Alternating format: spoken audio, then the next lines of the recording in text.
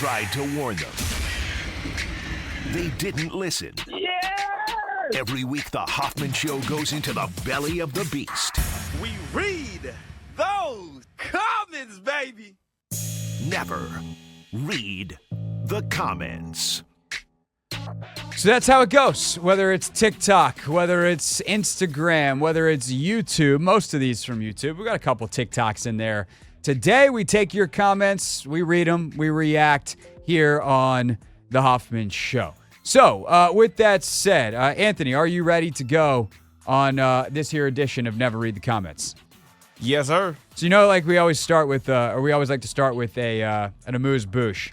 Just something a little different, something a little off the wall before we dive into the substance of everything. At Jason Marr 8 commented on the most recent episode of, or I guess what was at the time the most recent episode of Take Command. Our Eagles preview, I think, is up now. But he goes, "What's up, boys? Go Commanders. I had a dream last night. Logan broke into my house. Blank was wild." You said Logan? Yeah. Broke into his house. I kind of want to call Logan and read him that comment. That is a little concerning. Yeah, I don't know what other, like, were you watching a crime TV show listening to Take Command before bed? How does that happen? Yeah, that's a little spooky. I mean, Halloween season did just conclude, so I don't know. I feel like Logan could pull off a pretty scary Halloween costume if he wanted to. He's a big bearded man. Yeah, I think he could also pull off dressing up as Michael Myers. He has the build and like stature. Pretty tall guy. He's all 6'5" of him. Yeah.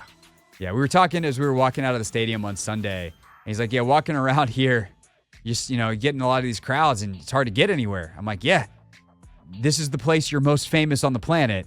And you're not exactly someone who blends in. He's like, yeah. And then like half the time he's walking with Smoot and Santana and B. Mitch.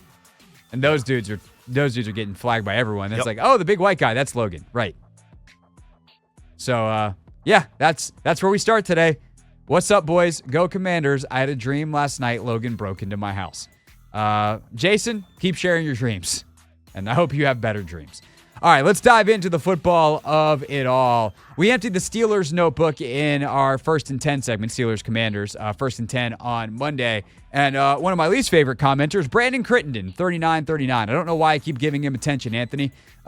He just consistently is bad. Some people, if you just leave consistently bad comments, I'm eventually just going to mute you. So, Brandon might be on notice, but for now he's making the segment because I thought I want to answer his question. I want to respond to his criticism. Is he getting an asterisk next to his name? Yeah, kind of, for our tier rankings. I think that's a good way to put it. I asked the question in our 1st and 10, like, how much different is the game really if Ertz is credited with the first down, they kick a game-winning field goal? Like, obviously, it's enormously different in the standings. The win is everything at the end of the day. It doesn't matter how you get it, beg, borrow, cheat, steal, get the dub, get out of town, cool. Or at this point, protect home turf, cool. You're 8-2. You're in first place going to Philly. Everyone feels better. All that stuff is true. But he goes, how much different? What are you talking about, man? You're the moral victory king. Here's the thing. Some of y'all just want, if they win, everybody's awesome. Jaden's the MVP. Dan's coach of the year. Adam's executive of the year. Everybody's the greatest. Give them all raises and lifetime contracts. And if they lose, then everybody sucks. Everybody needs to get fired. And there is no nuance or room for analysis. But the thing is, I realize that is a very small portion of the fan base. And if you want to be obtuse enough to out yourself as one of those people on the internet, that's fine. We'll highlight you and call you out and everyone can laugh at you because it's a very silly thing. Because here's the other part of this. It's not that the win or loss doesn't matter. It's just that when we evaluate the game itself and we say this was good or this was bad, that doesn't change based off of the end result. Someone can make a good play in a blowout loss. It doesn't mean it meant anything significantly, but the play itself, which is the way that you break down film, which is what we were doing in the video that this comment was left on, or as we evaluate the performance, which is what we were doing in the video this comment was left on. Like, hey, so-and-so did some good things. So-and-so did some bad things. This was heinously bad. This was ridiculously good. I wish they did more of it. None of that is described as moral wins or losses. It's just good or bad. The thing itself exists in a way that is good or bad. And being able to say that out loud doesn't mean that I am the moral victory king. I'm not like, and because of that, they should feel good about losing. No, it's like, hey, so-and-so did let me try to think of someone who did a particularly good job. It's kind of hard in that. Terry McLaurin. Terry had an awesome game against Pittsburgh.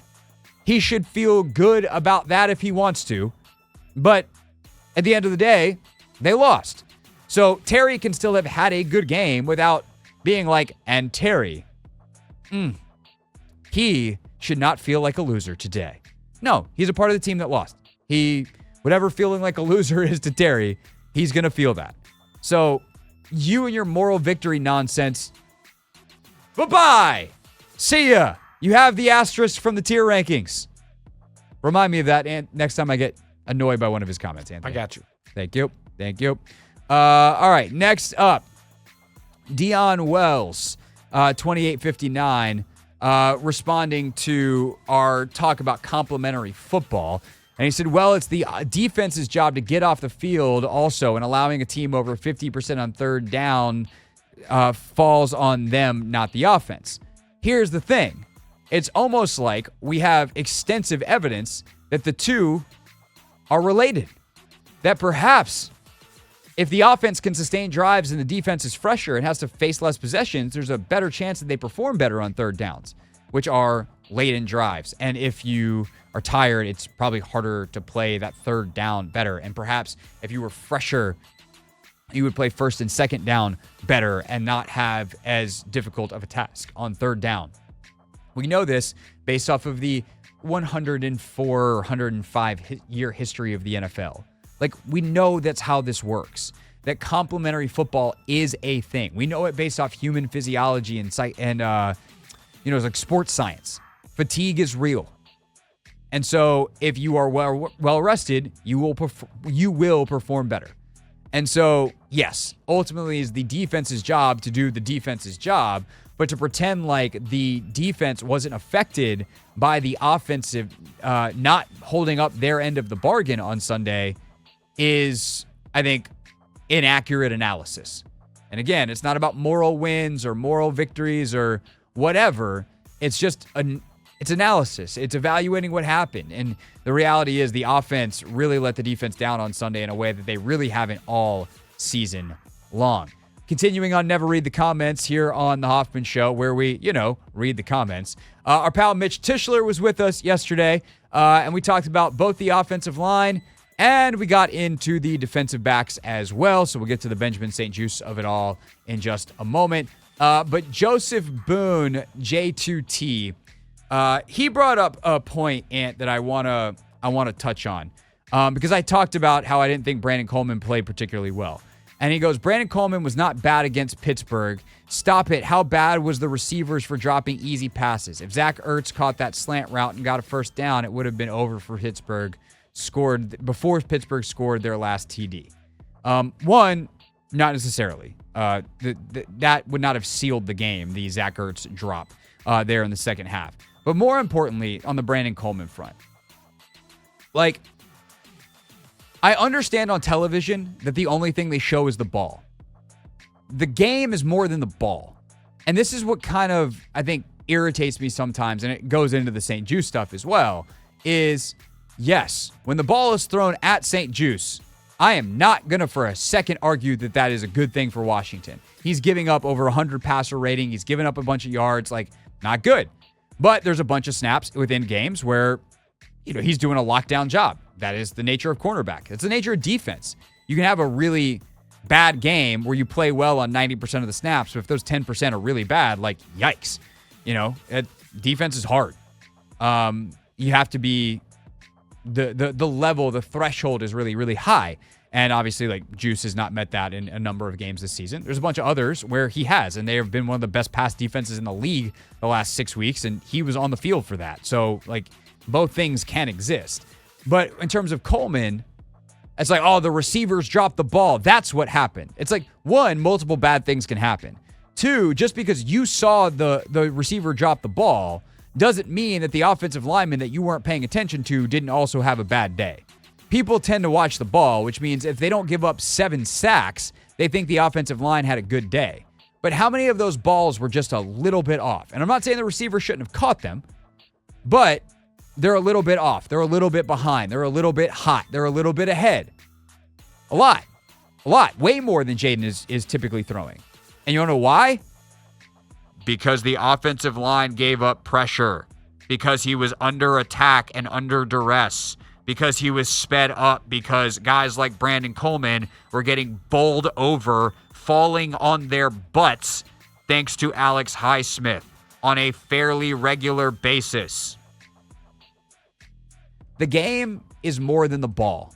There's a reason that coaches say we got to watch the tape. And I think sometimes that can be an excuse. I hear you. Sometimes it's like, I don't need to watch the tape. Like, we saw what happened. Okay, fine. I didn't need to watch the tape of the St. Juste play. 3rd and 9 at the end. I saw it on the replays. He was flat-footed. Bang, bang. Party's over. Nothing else to see there. But, like, we don't spend all this time watching the tape because it's useless. And the professionals who get paid millions of dollars and want to keep those $1 million jobs to do this don't spend all the time watching the tape because it's useless. And so I just think that we have to accept that the game is more than we see on TV. It's more than the ball, and multiple bad things or good things can happen. Nothing is 100% anybody's fault in a 150 snap football game where 22 guys are on the field at all times. Steps off high horse. Steps off soapbox. No, I think you made a lot of good facts. I think both things can be true. But if we're being honest, I think Jaden Daniels also, helped his lineman out. And I think that's the good thing about, having a guy that's mobile. I think if this is Sam Howell, probably would have had more sacks. But dude, if Sam Howell was playing in that game against Pittsburgh, like, we're literally talking about a 9-sack day. Yeah, it would have been a super long day. But Jaden Daniels' mobility does help those guys out. And first play that comes to mind is Coleman gets beat like a drum by Highsmith. Jaden steps up, bounces out, and then tries to, squeeze one into Luke McCaffrey on the sideline. That's a play made by Jaden Daniels. And, Brandon Coleman ends up getting beat. And then everyone's mad at Luke for the drop, even though the ball is a little bit behind him, which, like, Luke should have caught that ball. Yeah. It also could have been a better ball ahead of Jaden or ahead of Luke instead of behind him, which is something Jaden has basically not done this year. And it all starts, to your point, because Coleman loses. Yep. Like, and that's just one play, right? What if Jaden is not hurried on the big play from his own end zone to Luke? Yep. Like, Jaden hits that throw all the time. He's a little bit rushed. He throws it it's 2-line drivey. There's not enough air on it. Like, again, 2 plays that just show exactly what we're talking about here. So, yeah, that's that. On the Benjamin St. Juste front, Scriva 85. You can't say he's their best corner and he's good and then ask why he's in that position. And I'm like, yeah, I can. Because he's the best that they've got. That doesn't mean that he's actually good at corner. Like, good, great, above average, any of those. He's average. And so the fact that the best they have is average is a reflection of how they decided to build this roster, the trust they have in their staff. And Usain still is ascending. Igbenogany is, like, pretty average as well. Like, they're all kind of in the same bucket consistently. Like, who has the highest percentage of good snaps? St. Juste. Whose percentage of bad snaps are catastrophically bad? Also St. Juste, which makes him really confounding. But the thing is, he's also, I said I would have probably not put him in that man-to-man position in that spot. I would have tried to have more safety help over the top, and Mitch and I talked about that. And it's kind of like saying that, hey, he's a good zone corner. He's good at playing cover 2, playing the flat, being underneath a receiver with safety help over the top. Like, he can play that role really well. You don't say, like, oh, that's my best teacher. Well, okay, what does he teach? Math. Okay, cool. I want him to teach English today. And then, or let's flip it around. What does he teach? English. Well, I want him to teach math today. And then you don't get mad at him for messing up the Pythagorean theorem. Like, he's an English teacher. Of course he messed up the Pythagorean theorem. Anthony, pop quiz. What's the Pythagorean theorem? A squared plus B squared equals C squared. That is correct. And what is C squared? What are we measuring? You said what are we measuring? The longest side. Yeah, the hypotenuse. Yeah, the hypotenuse. See, In a right triangle. I don't remember all the. This the is words. literally the only thing I remember from geometry. I almost said geology or geography. I couldn't even remember the subject matter. But I had you fooled for a second to think I'm a big old nerd. Yeah, you did. I mean, I kind of am a big old nerd, but that's really all I remember is that it's a right triangle. It's the fancy term is the hypotenuse, and it's A squared plus B squared equals C squared. Yeah. And you want to know who shouldn't be teaching you about that? You? Correct. That is correct. Also, an English teacher. Yes. And so if Benjamin St. Juste is an English teacher, let's have him teach English. That's kind of what I was saying, the zone versus the man and the whole deal. William Davis. And then we get into like some specific criticism. Again, I've been critical of St. Juste. The problem is, I think for a lot of commenters, and we had someone call yesterday and try to, be a troll or whatever. Like, it's not that you can't criticize him. It's that your criticism is very, very silly. Such as this. William Davis, 88-55. Bruh, 1 interception in 4 years. St. Juste is our veteran corner, not our best. The others are rookies. One, Igbenogany is not a rookie. By the way, Chigozie Anuzium got signed off their practice squad today to the Browns. Kind of low-key hate that. Wish they had elevated him because I think he's got some potential. But whatever. Cut Forbes, whatever. But back to William's comment. He goes, we need dogs. DQ said it. Lattimore says he is a dog. Terry is a dog. We need dogs, Mr. Hoffman. 1, William, you can just call me Craig. It's fine. You don't need full Mr. Hoffman. 2, BSJ is a dog. Watch him play. Watch how physical he is. Watch the way he competes. Down in, down out. The problem is it's like a fighter who's willing to take on any fight, and then he gets punched in the face sometimes. He loses. He's a dog with no ball skills. Like, that is the problem. It's not the attitude. It's not the effort. It's literally the thing, one of the elements of his job he is extraordinarily bad at. And that has been true since college. He didn't have any picks in college either. I had a TikTok comment that was like, you can take the player out of Minnesota, but you can't take the Minnesota out of the player. And I thought that was very funny. Then you got stuff like this. Buddy Love on TikTok. He'd be a great special teams player. No disrespect to special teams, but this dude has 0 ball skills and is a walking PI. The last part of this, yes, he has been a walking PI, 0 ball skills. But part of the reason that he has had trouble this year is because he lacks top-end speed. Anthony, what is the number one thing you'd want for, say, a gunner on special teams? Some speed. So you're saying that Benjamin St. Juste is probably not a guy who needs to play special teams? Pretty much.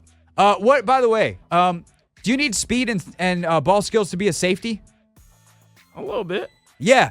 So why are people saying he needs to switch to safety? I don't know. Maybe they're slower than DBs. I mean, they're slower than corners. I don't know. I thought at first you were saying the commenters, are slower than DBs, and that was funny.